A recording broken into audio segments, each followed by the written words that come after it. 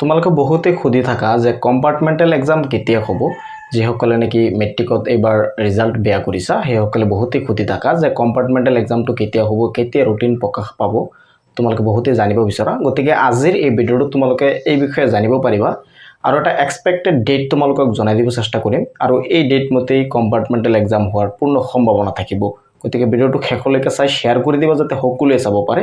যদি ফেসবুকত চাই আছা এটা শেয়াৰ কৰিবা ইউটিউবত চাই থাকিলেও শেয়াৰ কৰি দিবা কাৰণ বহুতেই যেহেতু জানিব বিচাৰে গতিকে শেয়াৰ কৰিলে তেওঁলোকেও এই কথাখিনি জানিব পাৰিব তো প্ৰথম কথাটো হ'ল কম্পাৰ্টমেণ্টেল এক্সামটো 2024 চনতো হৈছিল 25 চনতো হৈছিল আৰু 2024 চনতো মে মাহৰ শেষৰ সপ্তাহত হৈছিল অৰ্থাৎ মে মাহৰ 23 তাৰিখ মানত হৈছিল নে 28 তাৰিখ মানত হৈছিল আৰু 25 চনতো তোমালোকৰ কম্পাৰ্টমেণ্টেল এক্সামটো মে মাহতে হৈছিল আৰু মে মাহৰ 20 তাৰিখৰ পাছতে হৈছিল তো যেহেতু 24 আৰু 25 দুয়োটা চনতেই তোমালোকৰ কম্পাৰ্টমেণ্টেল এক্সাম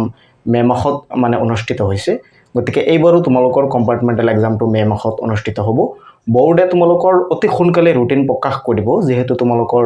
ইতিমধ্যে মানে ফৰ্ম ফিলআপৰ কাম শেষ হৈছে গতিকে বোৰ্ডে নিশ্চয় ৰুটিন প্ৰিপেয়াৰ কৰি আছে ৰুটিন প্ৰিপেয়াৰ কৰাৰ পাছত তোমালোকে সেই ৰুটিন মতে পৰীক্ষা দিব পাৰিবা আৰু এইবাৰ কম্পাৰ্টমেণ্টেল এক্সামটো তোমালোকৰ মে মাহৰ শেষৰ ফালে হ'ব 20 তাৰিখৰ পাছত হ'ব গতিকে সময় তোমালোকৰ হাতত একেবাৰে কম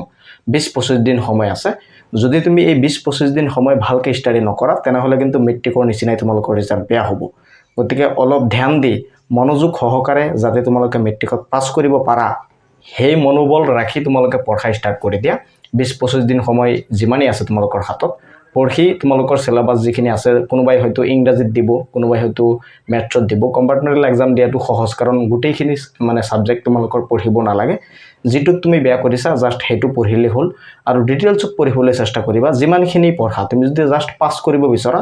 তেনেহলে গোটেইখিনি পঢ়িব নালাগে যিমানখিনি তুমি মানে সহজ লাগে তোমাৰ তাত যিমানখিনি পঢ়ি ভাল লাগে বা তুমি বুজি পোৱা সেইখিনি পঢ়িলে হ'ল যেহেতু তুমি পাস কৰিব বিচৰা ইমান মাৰ্কছৰো দৰকাৰ নাই গতিকে যিখিনি তোমাৰ তাত সহজ লাগে যিখিনি পঢ়ি তুমি ভাল পোৱা বা তুমি বুজি পোৱা সেইখিনি পঢ়িলেই হ'ল আৰু কম্পাৰ্টমেণ্টেল এক্সামৰ কাৰণে তোমালোকে প্ৰিপেয়াৰ হৈ থাকা বোৰ্ডে অতি সোনকালে তোমালোকৰ কাৰণে ৰুটিন প্ৰিপেয়াৰ কৰিব আৰু তেওঁলোকে ৱেবছাইটত আপলোড কৰিব যেতিয়া ৰুটিন আহি যায় মই তোমালোকক প্ৰথমতে জনাম গতিকে মোৰ চেনেলটো সাবস্ক্ৰাইব কৰি ৰাখিবা আৰু তোমালোকৰ পৰীক্ষা মে মাহৰ শেষৰ ফালে হ'ব ৰুটিন অতি সোনকালে প্ৰকাশ পাব ভিডিঅটো শেয়াৰ কৰি দিবা যাতে সকলোৱে চাব পাৰে লগতে মোৰ চেনেলটো সাবস্ক্ৰাইব কৰি ৰাখিবা যেতিয়া মই পৰৱৰ্তী ভিডিঅ আপলোড কৰো তোমালোকে অতি সহজতে সেই ভিডিঅটো চাব পাৰিবা চাই থাকিবা তোমালোকৰ আপোন চেনেল টেক অফ এমএইচ